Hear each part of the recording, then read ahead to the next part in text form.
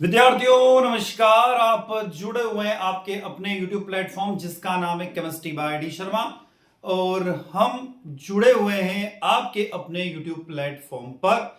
हम यानी कि मैं डॉक्टर दीपेंद्र कुमार शर्मा आपका आपके अपने YouTube प्लेटफॉर्म पर स्वागत करता हूं।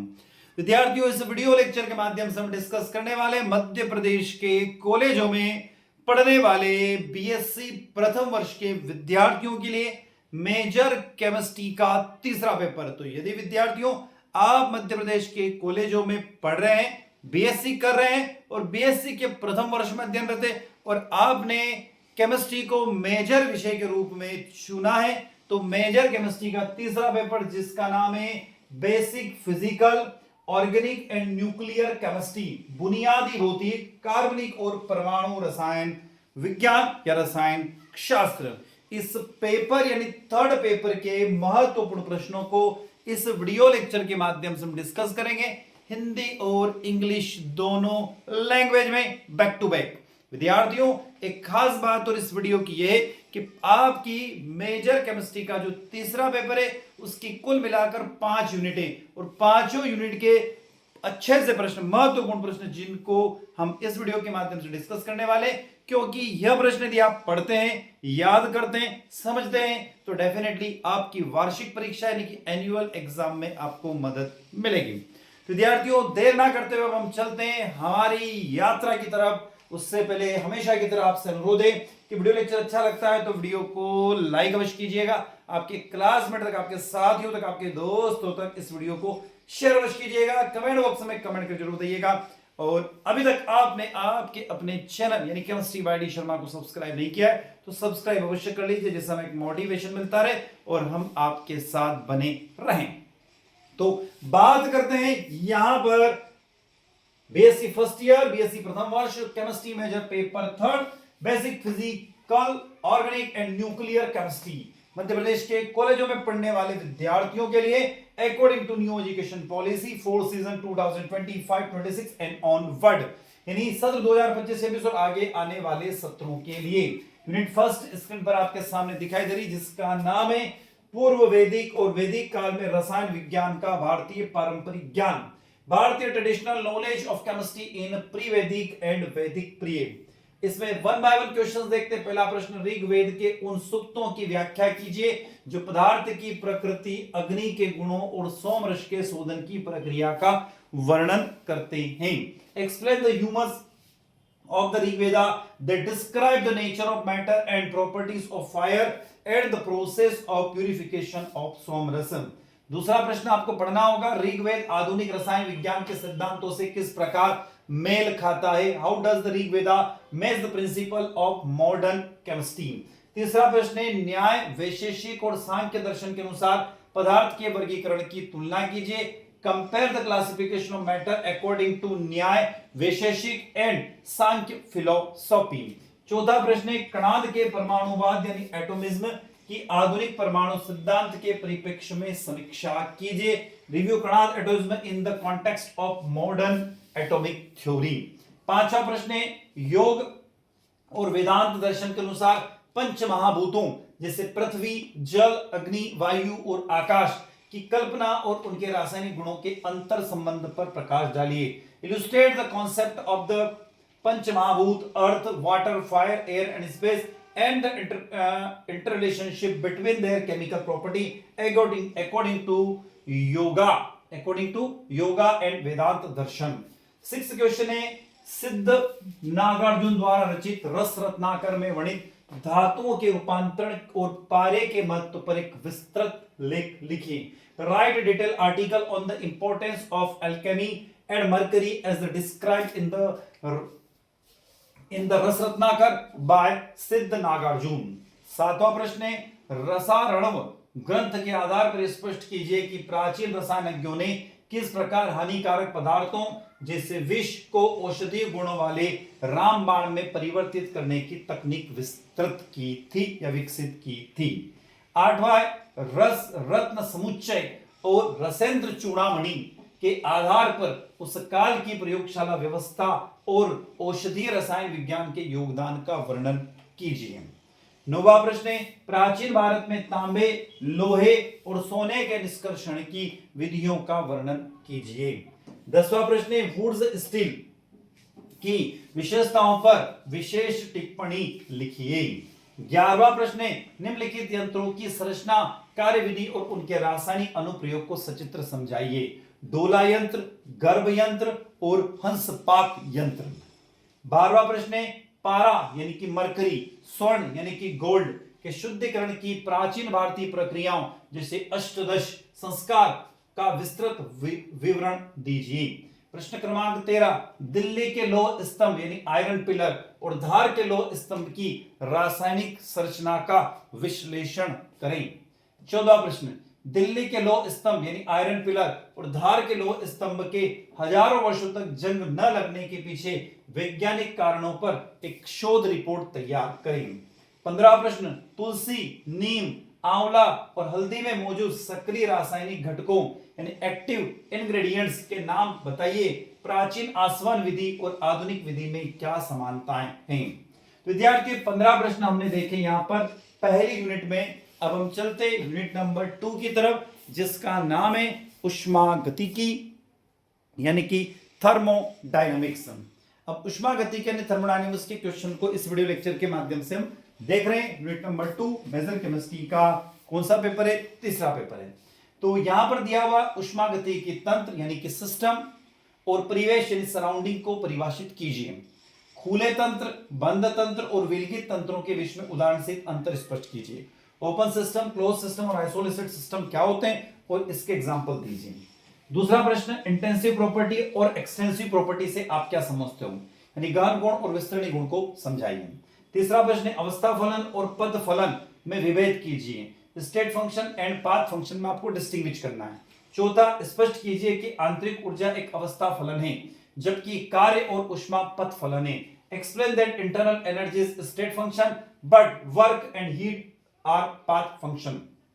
पांचवा उष्मागतिकी में उत्क्रमणीय और अनुत्क्रमणीय प्रक्रमों की अवधारणा को समझ जाइए। छठा प्रश्न है उष्मागतिकी के प्रथम नियम का कथन लिखिए। State the first law of thermodynamics and derive it's mathematical expression और इसके गणितीय व्यंजक यानी du = dq + dw की उत्पत्ति कीजिए। यह नियम ऊर्जा संरक्षण के सिद्धांत की पुष्टि कैसे करता है। सातवां स्थिर आयतन यानी cv और स्थिर दाब यानी cp पर ऊष्माधारिता को परिभाषित कीजिए। आदर्श गैस के लिए सिद्ध कीजिए कि Cp - Cv = R होता है। आठवां प्रश्न है एंथैल्पी की परिभाषा दीजिए। Define enthalpy. सिद्ध कीजिए कि स्थिर ताप पर होने वाले प्रक्रम में एंथैल्पी परिवर्तन यानी कि डेल H तंत्र द्वारा अवशोषित ऊष्मा के बराबर होता है। नौवां प्रश्न है जूल थॉमसन प्रभाव क्या है, यानी जेड इफेक्ट क्या है। जूल थॉमसन गुणांक के लिए व्यंजक उत्पन्न कीजिए। वास्तविक गैसों के लिए व्युत्क्रम तापमान के महत्व को समझाइए। 10वां प्रश्न है आदर्श गैस के उत्क्रमणीय समतापी यानी आइसोथर्मल और रुद्धोष्म यानी एडियाबेटिक प्रसार के लिए किए गए कार्य यानी कि W की गणना के लिए सूत्रों की तुलना कीजिए। रुद्धोष्म प्रक्रम यानी PV = कांस्टेंट संबंध को डिराइव कीजिए यानी कि व्युत्पन्न कीजिए। 11वां प्रश्न ऊर्जा संरक्षण के संदर्भ में हेस के स्थिर ऊष्मा संकलन के नियम यानी Hess law of constant heat summation का वर्णन कीजिए। 12वां प्रश्न स्टैंडर्ड स्टेट यानी मानक अवस्था से क्या तात्पर्य। निर्माण की मानक एंथैल्पी को उदाहरण सहित समझाइए यानी फॉर्मेशन की एंथैल्पी को समझाना है। 13वां प्रश्न गिब्स का प्रावस्था नियम यानी F = C - P + 2 का कथन लिखिए। 14वां प्रश्न गिब्स के प्रावस्था नियम में प्रयुक्त पदों यानी फेज, घटक यानी कंपोनेंट और स्वतंत्रता की कोटि डिग्री ऑफ फ्रीडम को उदाहरण देकर समझाइए। 15वां प्रश्न है जल की प्रावस्था आरेख यानी फेज डायग्राम को बनाइए और इसके मुख्य क्षेत्रों, वक्रों और त्रिक बिंदु की व्याख्या कीजिए। 16वां प्रश्न सल्फर तंत्र के प्रावस्था आरेख की जटिलताओं और इसमें पाए जाने वाले मित स्थायी साम्य को स्पष्ट कीजिए। 17वां प्रश्न CO2 की प्रावस्था आरेख का वर्णन कीजिए और समझाइए कि सामान्य वायुमंडलीय दाब पर कार्बन डाइऑक्साइड सीधे गैस में क्यों बदल जाती है। विद्यार्थियों 17 प्रश्न हम लेके आए यूनिट नंबर 2 यानी उष्मागतिकी यानी कि थर्मोडायनामिक्स से। यूनिट थोड़ी सी बड़ी है इसलिए प्रश्नों की संख्या थोड़ी सी ज्यादा है। यूनिट नंबर 3 के पास आ गए जिसका नाम है basic organic compounds containing nitrogen. Nitrogen युक्त मूल कार्बनिक यौगिक। और पहला ही प्रश्न आपको स्क्रीन पर दिखाई दे रहा है। प्रश्न क्या कह रहा है? प्रश्न कह रहा है कि नाइट्रो एल्केन बनाने की विधि का वर्णन कीजिए। तो describe the methods for preparation of nitro alkene. दूसरा प्रश्न है, स्पष्ट कीजिए कि एल्किल हैलाइड की AgNO2 के साथ अभिक्रिया कराने पर मुख्य उत्पाद नाइट्रो एल्केन क्यों बनता है, जबकि KNO2 के साथ एल्किल नाइट्राइड बनता है। इस रिएक्शन को भी बताना है और इसका रीजन भी बताना है। तीसरा प्रश्न, प्रयोगशाला में नाइट्रोबेंजीन बनाने की विधि का रासायनिक समीकरण सहित वर्णन कीजिए। Describe the laboratory preparation of nitrobenzene. चौथा प्रश्न है, नाइट्रोबेंजीन की एसिडिक उसके अलावा अल्कलाइन और न्यूट्रल मीडियम में रिएक्शन को बताइए। पांचवा प्रश्न है, निम्नलिखित संरचनाओं का उपयोग पर संक्षिप्त टिप्पणी लिखिए। जैसे TNT और पिक्रिक एसिड, इन दोनों की संरचना भी बताना है, स्ट्रक्चर बनाना है और इनको डिस्क्राइब करना है। छठा प्रश्न, एमाइन में पाई जाने वाली श्रृंखला स्थान और क्रियात्मक समूह समायोजकता को उपयुक्त उदाहरणों के साथ समझाइए। सातवां प्रश्न है, प्राथमिक यानी 1 डिग्री, द्वितीयक यानी 2 डिग्री और तृतीयक यानी 3 डिग्री एमाइन के मिश्रण को हिंसबर्ग अभिकर्मक की सहायता से कैसे पृथक किया जाता है। आठवां प्रश्न, निम्नलिखित अभिक्रिया को समीकरण से समझाइए। हॉफमैन ब्रोमाइड अभिक्रिया, गैब्रियल थैलेमाइड सिंथेसिस, इन दोनों को समझाना होगा। नौवां प्रश्न, एमाइन की क्षारीयता पर प्रेरणिक प्रभाव यानी इंडक्टिव इफेक्ट और स्टेरिक हिंड्रेंस और विलायकन प्रभाव यानी सोल्वेशन इफेक्ट की भूमिका की व्याख्या करेंगे। 10वां प्रश्न, जलीय अवस्था में मेथिल एमीन की क्षारीयता का क्रम 2 डिग्री, 1 डिग्री, 3 डिग्री और NH3 क्यों होता है। 11वां प्रश्न, एनिलीन की क्षारीयता पर इलेक्ट्रॉन डोनर जैसे OCH3 और इलेक्ट्रॉन ग्राही जैसे NO2 समूह के प्रभाव का तुलनात्मक अध्ययन कीजिए। 12वां प्रश्न, निम्नलिखित पर संक्षिप्त टिप्पणी लिखिए। जैसे कार्बोलेमेंट रिएक्शन, इसका उपयोग प्राथमिक एमीन के परीक्षण में कैसे किया जाता है। दूसरा, मस्टर्ड ऑयल अभिक्रिया, प्राथमिक एमाइन के इस विशिष्ट गुण को समझाइए। 13वां प्रश्न, एनिलीन का सीधा नाइट्रीकरण करना कठिन क्यों है। सुरक्षात्मक समूह यानी प्रोटेक्टिंग ऑफ NH2 ग्रुप का उपयोग कर पैरा नाइट्रो एनिलीन कैसे प्राप्त करेंगे। 14वां प्रश्न है, प्राथमिक, द्वितीयक और तृतीयक एमाइन की निम्नलिखित अभिकर्मकों के साथ तुलनात्मक अभिक्रिया की एक टेबल तैयार करें। किसके साथ? नाइट्रस एसिड के साथ रिएक्शन, बेंजीन सल्फोनाइल क्लोराइड के साथ रिएक्शन और क्लोरोफॉर्म और केवोएच के साथ अभिक्रिया। आ जाते हैं यूनिट नंबर 4 जिसका नाम है कार्बोहाइड्रेट। और इस कार्बोहाइड्रेट यूनिट नंबर 4 के हम कुछ प्रश्नों को देखते हैं। तो कार्बोहाइड्रेट की तरफ हमारी यात्रा आ गई है। कार्बोहाइड्रेट का पहला प्रश्न स्क्रीन पर आपको दिखाई दे रहा है। पहला प्रश्न है, कार्बोहाइड्रेट को उनके जल अपघटन यानी हाइड्रोलिसिस के आधार पर मोनोसेकेराइड, ओलिगोसेकेराइड और पॉलीसेकेराइड में उदाहरण सहित वर्गीकृत कीजिए। मतलब कार्बोहाइड्रेट का आपको वर्गीकरण करना है, उसका क्लासिफिकेशन करना है। किसके बेसिस पर? मोनोसेकेराइड, ओलिगोसेकेराइड और पॉलीसेकेराइड, 3 अलग अलग टाइप में। शुगर और नॉन शुगर में क्या डिफरेंस है? शर्करा और अशर्करा में अंतर बताइए। तीसरा प्रश्न है, डी और एल विन्यास से क्या तात्पर्य है? ग्लिसरैल्डिहाइड के संदर्भ में इसे स्पष्ट कीजिए। चौथा, एपीमर क्या होते हैं? ग्लूकोज और मेनोस के उदाहरण से एपीमराइजेशन की प्रक्रिया को समझाइए। पांचवा प्रश्न है, ग्लूकोज को मेनोस में परिवर्तित करने की रासायनिक विधि का वर्णन करें। छठा प्रश्न है, ग्लूकोज को फ्रुक्टोज में कैसे परिवर्तित किया जा सकता है। सातवां, ओसाजो निर्माण की प्रक्रिया को समझाइए। आठवां, थ्रियो और एथ्रियो डायस्टेरियो आइसोमर्स की अवधारणा को समझाइए। नौवां, ग्लूकोज की खुली श्रृंखला संरचना की सीमाओं का उल्लेख कीजिए। 10वां, ग्लूकोज की हार्वर्ड संरचना और एनोमर यानी अल्फा और बीटा की अवधारणा को स्पष्ट करें।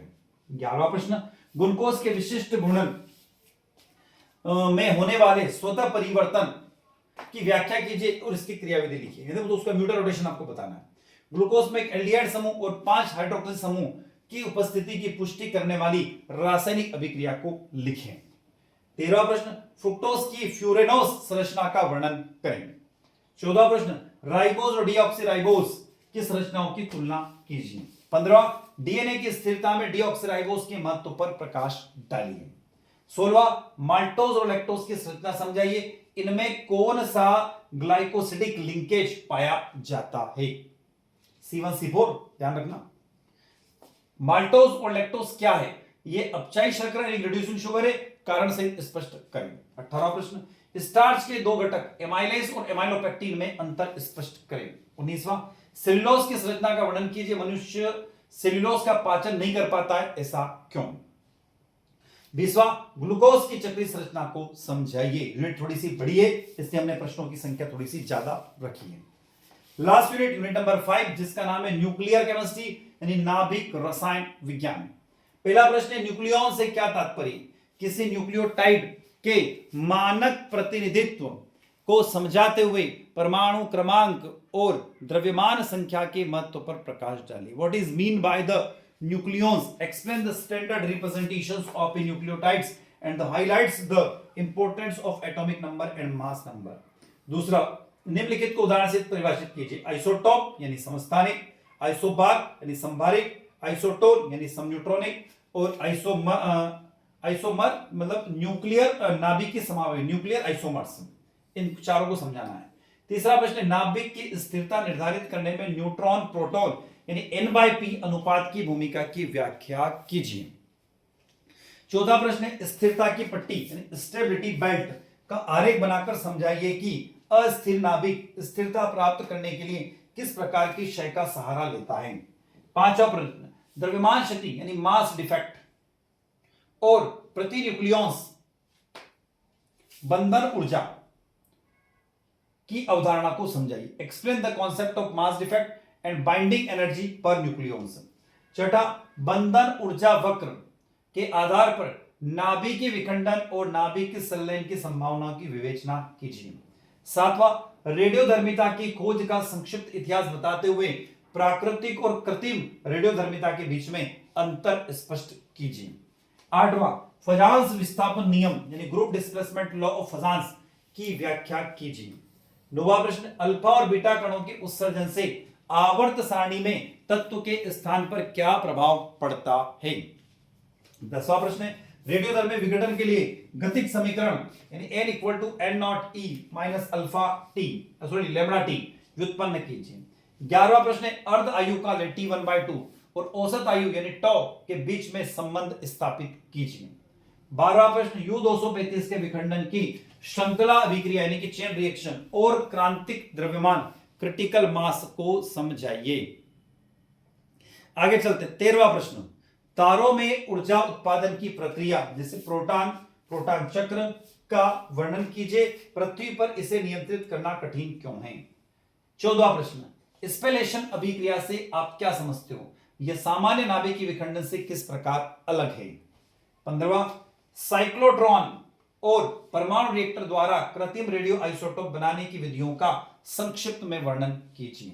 16वां प्रश्न, निम्नलिखित क्षेत्रों में रेडियो आइसोटोप्स के महत्व पर विस्तृत टिप्पणी लिखिए। पहला, चिकित्सा जैसे कोबाल्ट 60 का कैंसर उपचार में, आयोडीन 131 का थायराइड उपचार में। अगला, कृषि जैसे कि पौधे के उर्वरक अवशोषण का पता लगाने में।